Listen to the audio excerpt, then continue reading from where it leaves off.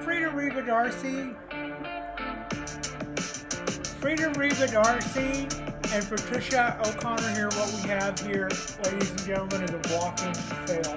Blocking is whenever two people kind of come together on a TV show and they say, "Hey, what's going on, Fred?" Oh, that's blocking. And you have a spot on the floor where they're supposed to come up to, and the camera's been focused on that, and prep is on that. Somebody didn't show up for their mark.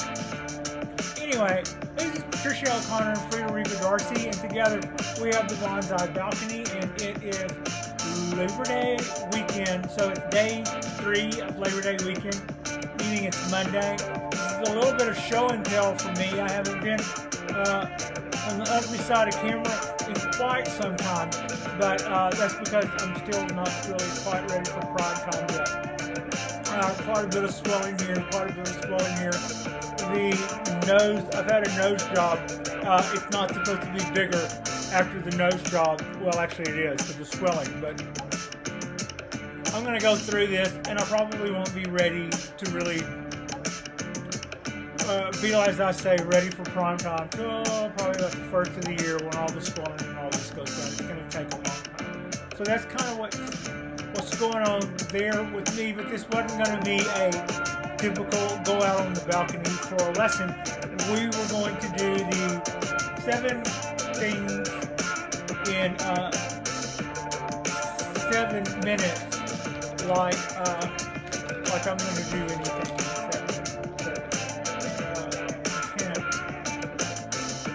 You can't ask me what time it is and get an answer in 7 minutes. I mean, what kind of time are we talking about? So that's kind of what we're doing today. The 7 questions. It's going around the internet. It's a great little way for the viewers to get to know some of the creators who bring these videos to you and some of their background. Maybe they'll tell a little bit about who they are and how they got here and, whatnot. They've kind of, the ones that I've seen so far have been pretty good. I would say they've mostly been very informative. The first question is, who are you? Who are you? I am Patricia Doyle O'Connor. Doyle used to be my first name. Patricia also used to be my mother's name. I am 63 years old. I am transgender. I came out as transgender when I was 55, and one of the one of the many awesome things about being transgender is you get to do everything over. You get to learn everything over. And I don't mean that in a bad way. I mean that I was just absolutely excited for the world's biggest redo. And part of that redo is you get to pick a name that you're going to call yourself and that everyone will call you from now on. And when it came time to do that, I did. I gave it 2 whole days. I didn't have a preconceived notion going in. Some people do. No part of my current name is now was Patricia or in any form. That was my mother's name. I just, as soon as it occurred to me that I could have any name including hers, that just seemed like the way to go. So I came out in 2015. I started a process by which I was going to go through a couple of surgeries. I started working about that time at a local hardware store in Oakland, so I gave that a couple of years, and then I sold my home in Oakland. Kind of didn't really want to, but I did. I thought I would take that little chunk of change, maybe go to New Orleans and see if I couldn't get an Airbnb going down there with that kind of California real estate money, and that didn't work out like I wanted to at all. I gave that about 3 years, sold it, came dragging back, and during part of that time, I realized that also being single, I didn't want any more. I just wanted to be 63 and single. I don't want any huge projects. And I longed for a time where if I'd have done that exactly like I wanted to, I would have been a single woman running two large houses. And in the end, it's even like I was going, well, even on its best day, this is going to be exhausting. I would probably give up a third to have somebody run it for me and then hot foot it back to the Bay Area and find someplace easy that I can keep on my own that will reflect my taste. And I'll probably rent it at their prices and just be happy as the clam. So that didn't work out for me either. At some point I was like, well, this is going to be the hill you die on if you're not careful. So I sold it all and took that money and bought a little sports car and threw my dogs in it and drove back to California and got an apartment just like I talked about getting in Alameda, California, right next to Oakland, about 3 miles as the crow flies from San Francisco. I live on the bay, and the lights right across the bay are the city. So it's just a little walk across the pond if you could do that, and you would be right there. It's really cool here temperature-wise, and I really like living here in this area. It was about the time that I moved here that I decided to decorate this one apartment because I knew that having just a one-bedroom apartment that I would be able to make this place look funky and maybe show some of my taste. And so these prints that you see around, I think I've already explained this once or twice, but these are all my photographs that I'd collected for a couple of years that I was looking, someday I'm going to print all those. So I took a little bit of that house money and I bought myself a little car that I wanted that was kind of a collectible. And then I bought myself, then I had these prints all developed, framed and matted. And then I set out to get furniture for my apartment. And it was, when I came here with two dogs in tow. They were Rosie and Bullwinkle, and I had them both for 16 years. They were about as genetically different as they could be. They were both mixed breed dogs, but I got them both during hurricanes, Hurricane Rita and Hurricane Katrina. That little part of my backstory is interesting enough that it made for a magazine article back in 2016. It can still be found online if anybody was interested. It's probably about a 10-minute read, and it wouldn't bore you, I promise. It's called Leaving Mars, M-A-R-S, the planet Mars, Leaving Mars, by Edward Guthman. He is a well-known writer in the Bay Area, and I was just really thrilled. It's a very surreal experience to have somebody write an article about you. He did that because I was, at the time, when I was coming out as transgender, and he had been one of my customers at the hardware store that I was working at, and asked me if I knew anybody who would be interested in a informative article about what it's like to be transgender going through the process in the Bay Area. And I basically cock-blocked everyone I knew and gave the man my name, phone number, address, shoe size, anything else that he thought that he would need to reel me back in. And that's kind of how that came about. It was really interesting to have that happen. So I thought that was kind of exciting. That was also about the same time that I came out that as transgender, that it was a little bit of a hot topic at the time. I think Caitlyn Jenner was coming out. Now, I'm not the biggest fan of Caitlyn for the sole reason that I don't think that she represents most of us.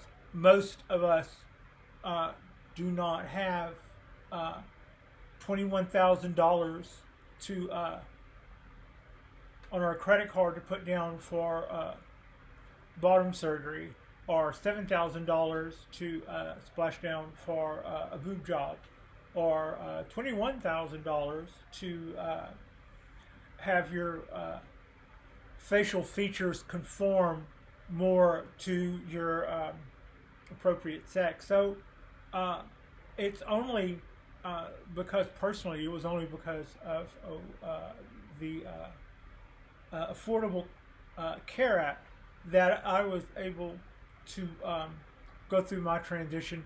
And to that end, this part of it got canceled 5 years ago when there were 3 surgeries on the books, and only since we got rid of the last guy that was in the White House and replaced him with someone competent, that I got a call from my doctors going, hey, we're getting the band back together if you want to get your name back on the list. So I then contacted my surgeon and told him that I was a possible candidate for what we had discussed 5 years prior. And we then decided that we would proceed and do exactly what we had planned to do when I was 5 years younger. So I went through an 11-hour workover on this mug at 63 years old, something that had been originally planned when I was in my late 50s. But I'm glad to have it out of the way. I'm glad to be past it. And as far as general life is concerned, at 63, this is one of the best times of my life. I finally have regular problems. I remember thinking that. I remember one time having a tax problem and going, oh, Jesus Louise, they're going to come after this freaking house. And then I was going, it's such a relief to have real people problems and not some, your body triggers you, or some, weird ass don't like what you see when you look in the mirror kind of thing. So that's pretty much more than you ever wanted to know about me. What country? Okay, well, right now I'm in the United States of America. I have been to several countries. My nationality is I am French, Irish, Native American. And that Native American would have been the Native Americans that were in the Atchafalaya Basin in Louisiana. The Choctaw, I believe, was what was in our family. That side of the family was a lot of French, and to my knowledge, we are cousins with a Manet, the artist Manet. There's 2 of them. There's Manet and there's Monet, who are also cousins. So if you're cousins of one, you're likely cousins of the other. But we are cousins with Manet, not Monet. But I like the work of both of them. I would say out of all the art forms, when it comes to painting, Impressionist is probably still tops on me. A lot of people say that people get into art and they tend to like Impressionists, and that they graduate onto other. I guess I never graduated. When I went through the Louvre, I just was absolutely just blown away by the reckless use of color and the imagination that is Impressionist paintings. I just absolutely in love with that form of art. So, but I was born in a very, very conservative part of the United States. I was born and raised in Southeast Texas, which it's hard to be this fabulous in Southeast Texas, so I never told anybody. My parents were kids when I was born. No joke, they were in their younger 20s. Mom was like 18 or 19, Dad was like 21, 22.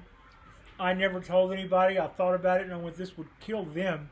And if it didn't, they were very liberal for that area. We always voted for somebody different than what it seemed like most of our friends' parents voted for.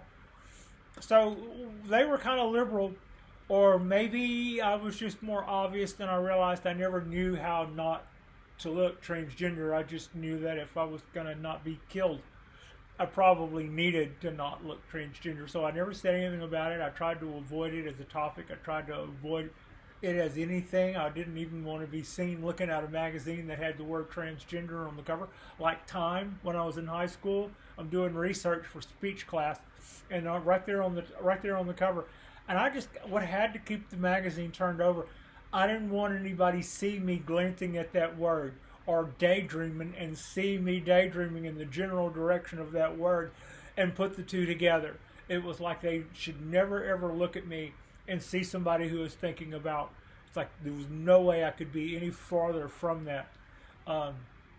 Which I felt like that was a good way to handle that. That wasn't hurting anybody who loved me. That was, Dad was like John Wayne, and I was being Dad's kid. I was klutzy. I was a big major league risk taker and loved that side of life. I raced motorcycles, and then I found a more dangerous form of motorcycles, and I took to that like a fish to water. And I just figured sooner or later, if you don't do something stupid on a motorcycle or do something stupid in a car, you would just not be paying attention and take a wrong step off of a curb, thinking that nothing would ever hit you. And you'd totally get away with it. Nobody would ever know you were trans. And one day, I recovered from some family tragedy that absolutely had me gutted for about 6 years. And it was like I had suddenly realized that I was no longer grieving over a family tragedy that had pretty much cut down the family tree. And it wasn't 2 weeks after that I came out as transgender. There wasn't a soul left alive to hurt if I came out and told the world who I was. And what I didn't realize was how much I had carried that for all those years. I didn't realize that I was setting myself up for the happiest moments of my life. And it's very much a cliche to say it's never too late, but I would be the patron saint of it's never too late. Among other things, I'm also, I think, probably the clumsiest woman living on the planet. I've known for a long. When I was a kid, I cut my foot on a Rice Krispie, and I knew from that moment that I was the one. But it's not enough to say that you're the clumsiest woman on the planet. You have to get up every morning and trip over your pantyhose one leg at a time, and that's just kind of the way. That's kind of the way that's going. So now I live in, like I said earlier, I live in the Bay Area. I live in Alameda. It's really nice. The temperatures here today is ungodly hot. I mean, but at the same time, when it gets a little hot, we all die, because most of the rest of the time it's like 60, 70, and we get really spoiled. And you know, we're the same guys that on a 70-degree day we're standing in line at the coffee thing in North Face gear, looking like the Michelin inner tube guy. But at the same time, today, we have been in a really, really bad heat spell. I've had to water twice today so far. Sun's not down yet. We're probably about an hour before sundown. So, yeah, we've had to battle our heat today, and I've done the little towel trick to make sure that the sun beating down doesn't get the pots just like 100 degrees and start killing off roots and stuff. So we've kind of had that to deal with, but for the most part, Alameda is a really, really nice place to have this hobby. The weather is very, very forgiving. It could freeze once or twice. It wouldn't kill most of my stuff, but yeah, the weather here is just like really nice year round. You have these 60, 70 degrees. Very seldom it gets above mid 80, and then when it does, we all just feel very mistreated. So that's what's going on there. My first bonsai tree. My first bonsai tree was a English elm, I believe, tiny little leaves. I got it at a trade show in Dallas, Texas. My family had a steel fabrication shop in Orange, Texas, and at this time we were making stuff for gardenware and we would go to garden and nurserymen's conventions, and I would just run up and down those things trying to find a way to entertain myself at a nurseryman's convention, which I did. I would work at booths for other people and come home with plants galore. I saw a bonsai display, and they had a lot of beautiful, beautiful pine trees that were probably, at the time, very, very expensive. This was 1970. 71 at the most. I remember a reference that on the way home, staying at the Holiday Inn, a cartoon came on TV. It was kind of like The Simpsons. In other words, it was an animated program that came on during weekdays at regular adult programming time, and it was football oriented. And I remember seeing that for the first time in the Holiday, and I was like, okay, you should be able to find that. And what year was Where's Huddle's Hanna-Barbera? 1970. So that was the summer of 1970. I worked for a booth to get out from under mom and dad's hair at for a bonsai dealer, having only just seen them a few days before. I was 1970. I would have been an 11-year-old with a gift of gab, and I don't know. I have no idea. I could no more tell you what I was doing than the man in the moon. But when it was all said and done, 3 days later, I had I had this little bonsai tree, and I probably had it for a month, and I probably underwatered it, thinking that I was supposed to. I remember not having a really good handle on it when I tried it. From then, we were about to move to the outskirts of town, where we were going to build a steel fabrication shop, and we were going to carve a little hole in the woods and build this little house. And so I would spend my summers going out in the woods and collecting trees and all that. So from 11 till probably about the time I started chasing girls and falling off motorcycles, so that would have been 15, 16, somewhere in there. And from there, I kind of lost track of my hobby. But yeah, 1970, and it was, I believe, an English hawthorn.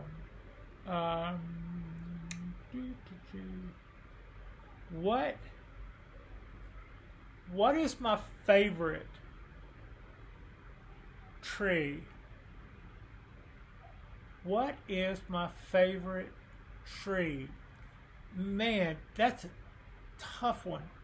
That's like, what's your favorite child or something, right?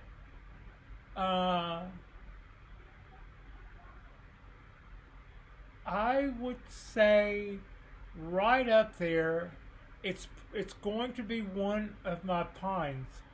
The one that's got my stamp on it the most would be my cypress tree grove. And that is something that I found a cypress tree this big, bought it, found a cypress tree this big, bought it, found a cypress tree this big, bought it, found a container about as big as a baby bathtub, got it, took all 3 of those trees, watered them down in that huge container, put a couple of $100 worth of akadama in it, and now we're training that. So that would be top 5, but that's not one of my favorite. Probably top 3 would be my ponderosas and my Japanese black pine. I would say my favorite tree would be my literati ponderosa.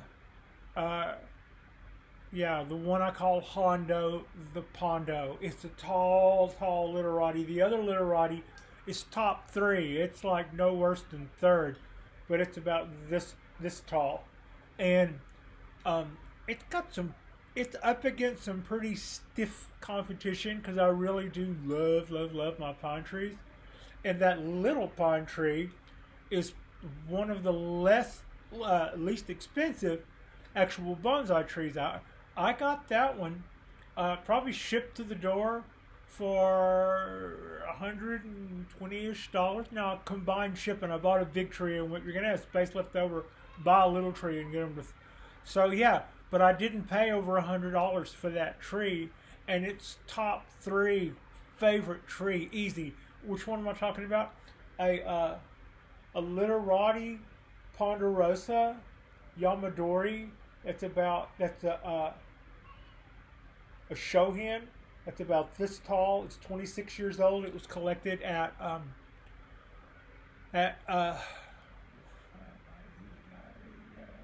5,800 feet and 26 years old. So that's probably my third favorite. My second favorite would be my cork bark Japanese black pine. That tree got ill last year, and I was very afraid that I would lose that tree. But it's responded well to whatever the heck I did that kept us hanging in there.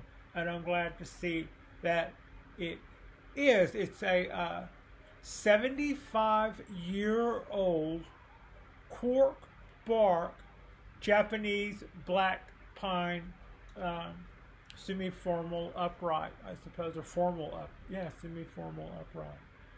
So that's my second favorite, and the favorite would be my 175-year-old literati ponderosa pine that also came from an elevation of about 5,800 feet. It's very old. It was collected in Deadwood, South Dakota.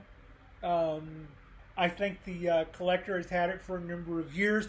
The kind of training that he did to it is part of a multi-year process. I can see where his wire was part of several years of process, and so it wasn't like he collected it last year and I bought it the next. He probably had the tree a dozen years before selling it, but it is certainly a top flight tree, and I just absolutely love the shories and the gins and the curvatures and the bark. I love everything about that tree, and yeah, that would be my favorite tree. What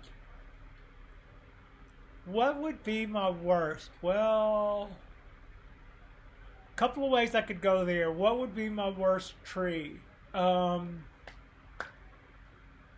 My Dawn Redwood is one of my easiest trees to keep alive. I'd said oftentimes, if you want to be a beginner, get a Dawn Redwood. They're fairly easy to grow. But having said that, the last couple of years I've had dieback problems, part of which I started by over pinching and pruning back and kind of robbing the tree of its energy, because I didn't really understand that I couldn't just do that at will. Now I do, and I would probably have an easier time with that tree. So also the problems that I'm having with that tree, I certainly put back down to my lack of knowledge at the time, and so it would not be necessarily deserving of my worst tree. The second favorite tree, that Japanese black pine, scared the crud out of me last year. That tree for me represents a strong emotional investment, so I was very much stressing out what that tree was going through. It looked like it was dying, and it felt like it was taking me with it. So we kind of got through that. I would say, and I'm pretty lucky that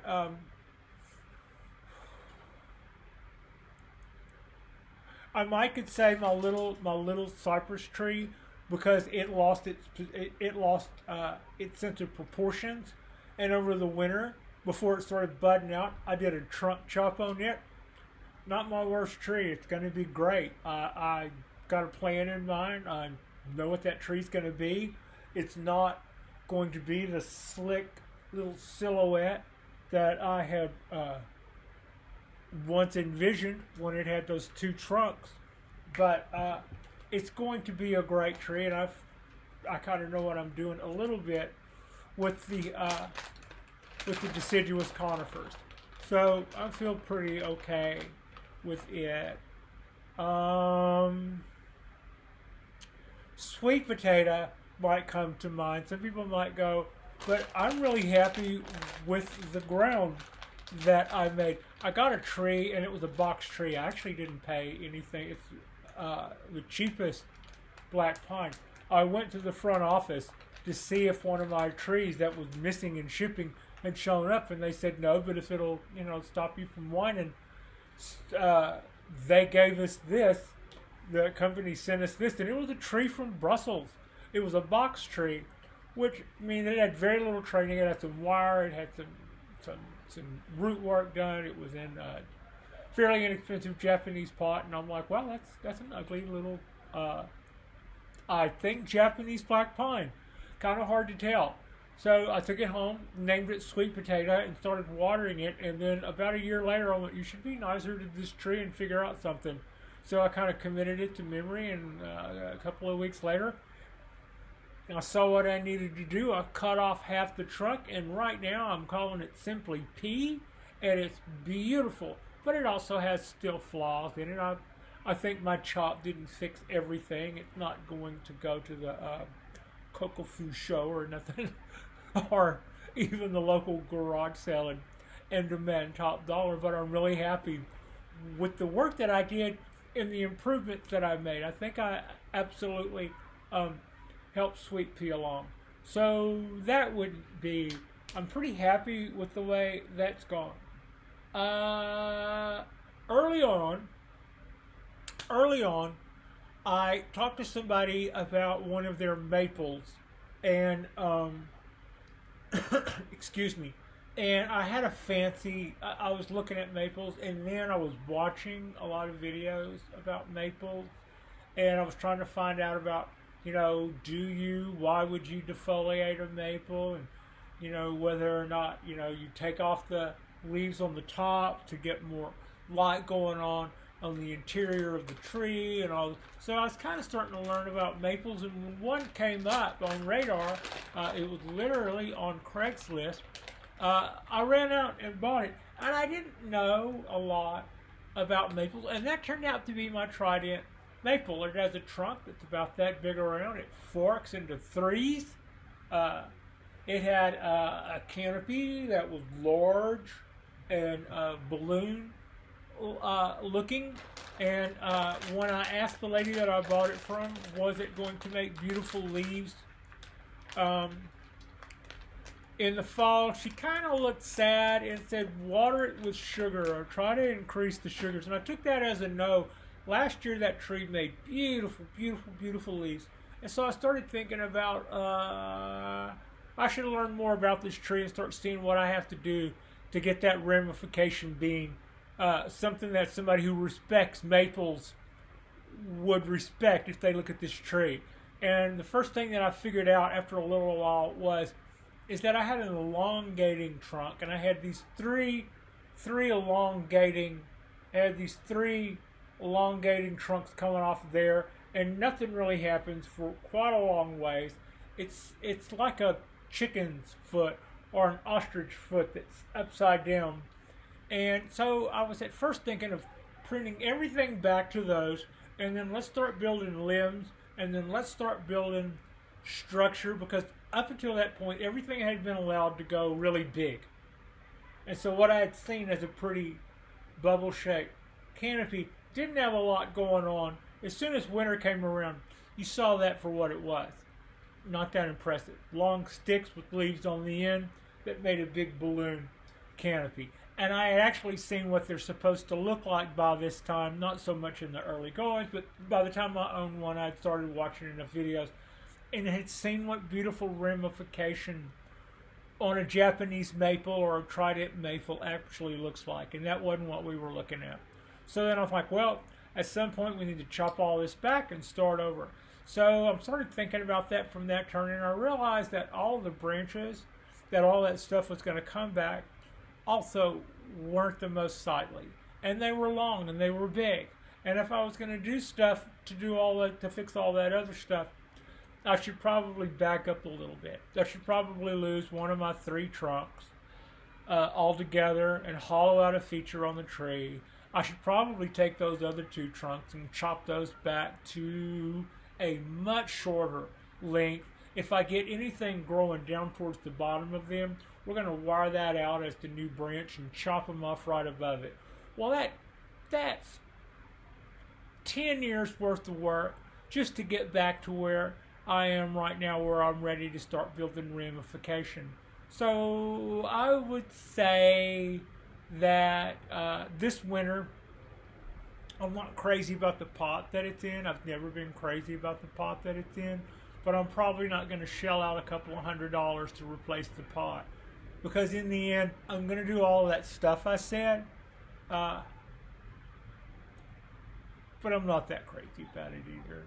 You know, that's a lot of work to see if I can resurrect a so-so tree, and that's a pretty long commitment.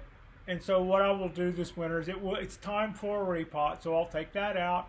I'll do my root work, and then we'll let that come back. Maybe towards the end of that, we'll give that a little time to recover, and just about the time it starts to bud out, maybe I'll take out one of those 3 trunks. But probably I shouldn't. I should probably wait until the year after, and when wintertime comes and it's time to do that kind of work and it's not going to bleed really bad, I'll take out one of those trunks, and then the following, and hollow it. The following year, I'll take out a second one, and then the third year we'll get rid of the third one. And by that time, the first 2 trunks will be on their road to recovery, and that's kind of my idea of what eventually I will have done to this trident maple. On one hand, if I loved the tree more, it would be possible, it would be painful, I should say, to commit to something that, you know, how many years are we talking about here? But on the other hand, repotting it is what needs to happen, and it's a nice tree. It deserves to be repotted. I still love the way the Nabari looks. I still love the diameter of the trunk. I love the bark. I think it's getting a little long. I can't do anything about that, but I can bring back those 3. I can bring back those 3 chicken foot branches and make one of them be a hollow feature, and then take the other one back down to here with the branch, and take the other one back down to here with the branch, and we'll just have the whole thing take a lower stance. And with that, if I got that going and got it on a good path, maybe I would get more encouraged with the tree then, and then start set out to building the proper amount of ramification just to see how well I could do it. Or it might be that I would say, we've got this guy on a good road now. We're, at this point, 1 million years old. Let's just sell this at the next auction that comes up, and let somebody else who has more of a passion for maples than what I seem to be able to maintain or sustain. Maybe I'll get the maple bug again later, but it's like, if I do, I do. If I don't, I don't. And I know that I'll repot it because it needs repotting, and I know that I'll start cutting those trunks off. But if this is I'll do what I think is what I just said, just to see if all that works. But at the same time, we're not going steady exactly. So I would probably, for that reason, for just an enthusiasm grounds, I would say that tree, for that reason, it's not been able to maintain my enthusiasm. That's not its fault, but still. Yeah. Favorite tree, worst tree. How'd I get started in bonsai? Okay. In our last tall tale, Patricia had moved to New Orleans where she decided that she was going to be the bed and breakfast queen in the French Quarter. They saw me come in and took me to the cleaners down there, and a couple of years later, I was not able to make that work. So that's when I got the bright idea to turn all of that into some liquid cash, buy a car that would get me and the two dogs that I had at the time, Rosie and Bullwinkle, the heck out of town, come back to California, where I had always enjoyed the weather and the climate and the people a little more, I think, to be honest, to be fair. I had great friends in New Orleans, but it's less dicey in the worst San Francisco neighborhood than a New Orleans street on a typical weekend. That's just for what that's worth. So when I came back here, I was looking to do what I'd said, looking to decorate this apartment. And to that end, I thought I would fill the balcony with some things that would bloom and smell nice and hang down and look nice. And I thought honeysuckle, and I thought about wisteria. So I bought some multi-colored honeysuckle, and I bought some white and some purple wisteria. And I still have some of all of that around in these planters, but at some point I had one left over, knowing that it was a white one. I went, hey, remember that thing that you were doing back in the 70s when you had platform shoes and you thought that you could do bonsai? I wonder if a wisteria would become a good bonsai tree. So I went to a laptop. It wasn't this one at the time, I don't think. I went to a laptop and I pulled up YouTube and I typed in wisteria bonsai.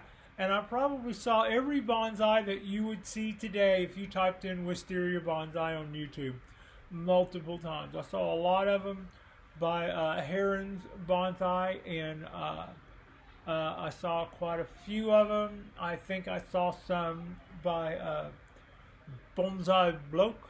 And I probably, a lot of the people that I still am watching their videos today, I started getting to see who was what and where from trying to find out how I could best turn a wisteria clone into a bonsai tree. So I ordered soil, I ordered a pot, and then when that came in, I added some wire to it, and I bent it into a shape. And so then I had a topiary that I was going to call a bonsai in training. But by that point, I was already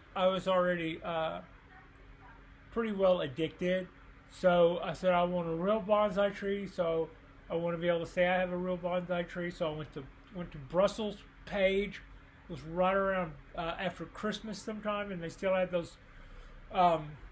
They still had those redwoods that they would decorate in Christmas thing and try to get everybody to buy Christmas tree bonsai trees. So I bought one of those on sale and some bonsai tools, and then discovered that I had a bonsai tool fetish, which that I should have known that going up. I'd always been nuts about tools. So that's kind of how we got off to the races. I started a wisteria that's probably still years away, but it's in some decent bonsai soil. It's got some bent shapes to it. It blooms every year and makes me really, really happy. And if you're going to be a tree that I'm waiting on to become something, it probably doesn't hurt that you make beautiful white flowers and fill the house up with fragrance, which I'm pretty thankful for. So that and my Dawn Redwood also gave me a little bit of experience with chopping and doing some woodwork on trees. I had been a restoration person, so I do kind of have an eye to pay attention to what I'm doing. That didn't keep me from doing some pretty stupid stuff right off the bat, but that did caused me to catch on to what was wrong right away. I'm like, yeah, you shouldn't have done that, probably. So from then on, I finally broke down, and I want to say log my cork bark oak, which came from Johnny Cedar at Groveway Bonsai, which is about 30 miles from here. It was during COVID. COVID had already started happening by that time. They had already closed and reopened a few hours a week. So I hot-footed it down there when they flipped their sign for a minute and talked them out of log, cork bark oak. And we were off to the races. That was how I got started. What prompted me? This apartment and COVID, and I had always enjoyed bonsai as a teenager, but the motorcycle thing was very demanding. And then when I sort of grew up, I didn't really. I was a motorcycle racing motion picture person who would go to work a couple of 100 miles away for weeks at a time. So it was kind of like I did good to have a dog at that point, and as long as I had partners that could, we could take turns babysitting our baby dogs, but that wouldn't have left much time for demanding plants that can't survive on their own when everybody skips town for a couple. My wife at the time worked in the film business too. There were times when we just went in different directions. But we always had an in-law or somebody to babysit our little babies, and we always did that. But that didn't leave. But so I went from a 20-year-old with a pretty active lifestyle and no time for trees, but still loved them, to an adult with even less time for trees and missed them. And when every once in a while it would come up in conversation, I'd be like, hey, I used to do that. So whenever I realized that I was homesteading, probably wasn't going to go hitting the road for long periods of time the way I used to, I'd finally become the person that could probably have a bonsai tree for a year without having to take off and leave it and having it die on her. And it was zero time after that realization that I wasn't Googling wisteria bonsai. And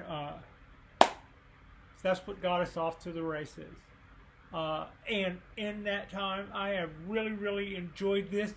I used to restore motorcycles. I had some of them that were highly prized items.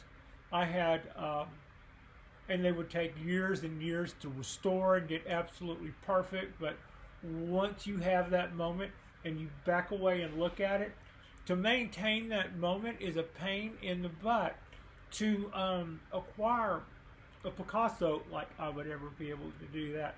But to acquire something like that would be to have to maintain it and to have to make sure that it's lit, it's preserved, that it's protected, that it's as best as it's ever going to be, and it's your job to make sure that nothing ever happens to that. With bonsais, we are the creators of art and the curators of art. It's my responsibility to keep my Mame Japanese black pine watered, happy, and healthy. Even if it's rained every day for a week, or it's 90 degrees and this little clay pot is also 90 degrees.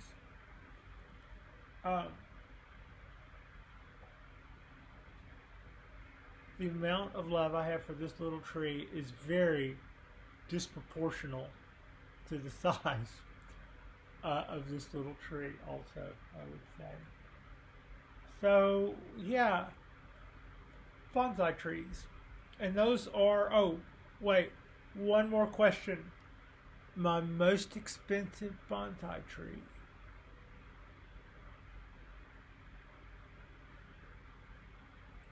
Everybody gets a little weird talking about money. But here's some time back, I was able to do a little something we call buy low and sell high.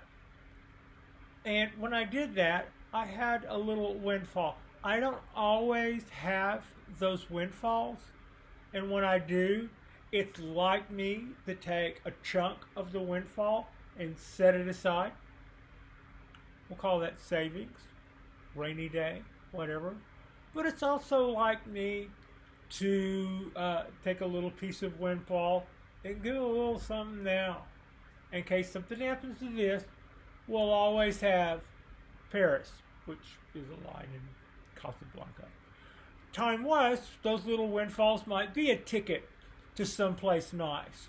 Or here recently, about 2 years ago, the windfall was I decided to go out on the limb and get a nicer tree, one that wasn't a bonsai in making.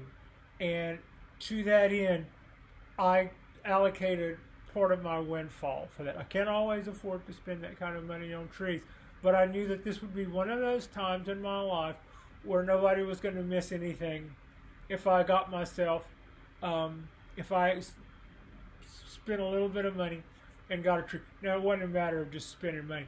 I actually, so that figure was $2,400, and between now and the next video, guess which one of my trees cost $2,400. It's not automatic. There is some fairly close competition. There's something that's almost at 2, and there's something that's at 23. So extra points. Guess the top 3. Extra points. Guess them in order. So I will tell you which tree is my most expensive in the next video. What I will tell you now is that $2,400 was the amount of money that I spent on my most expensive tree. Probably my cheapest tree. We're going to say that the free tree that the girls gave me in the office was a couple of $100 tree. I mean, it wasn't all that in a bag of whatever, but it was Brussels and it was a Japanese black pine. It was probably a $300 or $400 tree.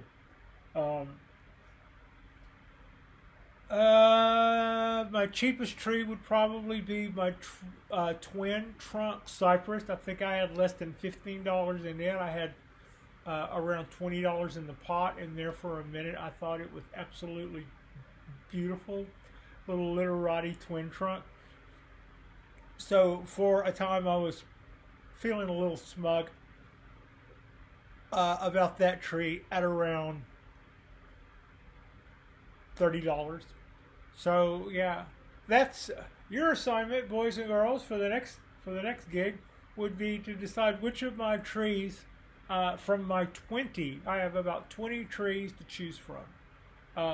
Maybe go back and look at the videos, or maybe post your guesses below, and I will come clean with the information on our next video, which will likely be our Wednesday drop. So yeah, thank you so much for watching. I appreciate you. Frida appreciates you, and like and subscribe if you hadn't already. And like I said, our next drop will be Wednesday. I don't know what we'll be doing. Hopefully it will not be as hot. We're both in front of a fan right now. If we weren't, I think we would both combust. So yeah, that's that's, guys, happy holidays, and I hope wherever you are enjoying your family and whatever this holiday means to you. So, yeah. Like and subscribe if you haven't already. I will see you guys later in the week. Thank you so much for watching.